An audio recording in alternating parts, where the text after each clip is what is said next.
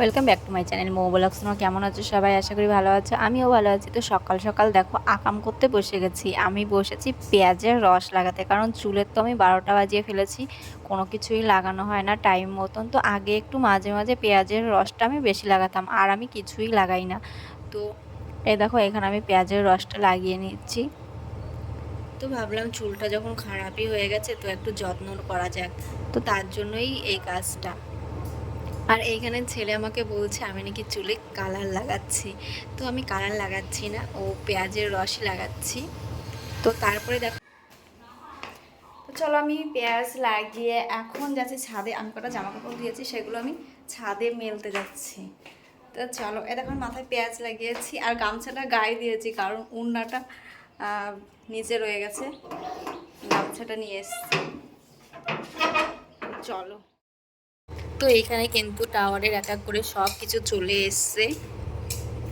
আর দেখো গাড়ি ভরে এক এক সময় এক এক রকমের জিনিস আসছে। প্রথমে এসছে এই লম্বা লম্বা জিনিসগুলো, এইগুলো কি পিলার, লম্বা যে পিলারগুলো সেইগুলো। তারপরে এসছে আবার এইগুলোকে কি বলে গাইজ আমি জানি না, তবে তারপরে দেখো তারপরে এইখানে দেখো গাইজ সব রড টড বেঁধে রেখেছে। এটাকে কি বলে সেটাও আমি জানি না, এই রড টড বাঁধাকে কি বলে সেটা জানি না আমি গাইজ। আর এইখানে দেখো আমাদের রান্নাঘরের অবস্থাটা কি হয়েছে। তো তারপরে দেখো এইখানে ঢালাই মেশিনও চলে এসছে, কারণ এরা হাতে যে মশলাটা মাখানো হয় সেটা কিন্তু এদের চলে না। তো একটুখানি ঢালাই করতে গেলেও সেটা ঢালাই মেশিন দিয়েই করা হয়, এই মেশিন ছাড়া কোনো ঢালাই হবে না। তো এরা কোম্পানির থেকেই বলে দিয়েছে। তো তারপরে তো মেশিনটা চলেই আসলো, এখন শুরু হবে ঢালাইয়ের কাজ। তো তোমরা দেখতে থাকো। তো এইখানে দেখো তারপরে এসে সিমেন্ট। তো এইখানে অনেক বস্তা সিমেন্টের কাজ হচ্ছে, আর আমাদের ঘরের 12টা বেজে যাচ্ছে গাইজ। এই সিমেন্টের ধুলোগুলো সব আমাদের ঘরে যাচ্ছে। সিমেন্টের ধুলো কি গাইজ, সিমেন্টগুলো ঘরে ঢুকে যাচ্ছে সব, আর আমার সারা দিন বসে বসে ঘরটা মুছতে হচ্ছে। কিচ্ছু করার নেই, বাড়ির মধ্যে টাওয়ার হচ্ছে, এই জিনিসগুলো তো আমাকে করতেই হবে। আমার কষ্ট হচ্ছে এই যা। তো এই দেখো এইখানে তারপরে মাখাচ্ছে চারিপাশ দিয়ে মোবিল না কি একটা আছে, সেইগুলো ভালো করে কাঠের পাশ দিয়ে লাগিয়ে লাগিয়ে দিচ্ছে। তো আমি জানি না এটা কেন করে। তো আমি ফার্স্ট টাইম দেখছি এই জিনিসটা, আমি কোনো দিন দেখিনি এই টাওয়ার বানানো। আর আমার বাড়িতেই এই টাওয়ারটা বানানো হচ্ছে, তো তার জন্য আমি সব কিছুই দেখতে পাচ্ছি। আর তোমাদের যতটা সম্ভব আমি দেখানোর চেষ্টা করছি। যারা যারা আমার মতন এখনও টাওয়ার তৈরি দেখোনি, তো তারা আমার ভিডিওগুলো একটু দেখতে থাকো, তাহলেই বুঝতে পারবে যে টাওয়ারটা কিভাবে তৈরি হচ্ছে।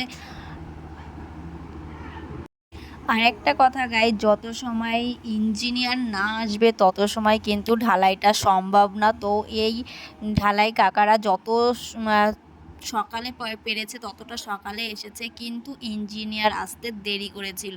তো তার জন্য ঢালাইটা দেওয়ারও একটু লেট হয়ে গেল। তো তারপরে ইঞ্জিনিয়ার এসছে, তারপরে ঢালাইটা শুরু হয়েছে। তো ইঞ্জিনিয়ার যতক্ষণ চেক না করবে তত সময় ঢালাই সম্ভব না। তারপরে ইঞ্জিনিয়ার এসে সব কিছু চেক করেছে, তো তারপরেই কিন্তু ঢালাইটা শুরু হয়েছে, তার আগে নয়। আর এইখানে দেখো আমাদের গ্রাম থেকে কিন্তু অনেকেই দেখতে আসছে, কারণ কি বলো তো, এখানে কিন্তু কেউই দেখেনি যে টাওয়ারটা কিভাবে তৈরি হয়। আর হ্যাঁ হয়েছে, আমাদের এখানে টাওয়ার আছে হয় অনেকটা দূরে, কিন্তু আমাদের বাড়ির কাছে যখন হচ্ছে তখন তো সবাই আসবে দেখতে। তো এখানে ঢালাইয়ের কাজ শুরু হয়ে গেছে, আর এই কাকারা খুবই কষ্ট করছে। তো সবাই কষ্ট করে। আর ভিডিওটা কেমন লাগলো, ভিডিওটা যদি ভালো লাগে like comment share and subscribe করে দিও। টাটা।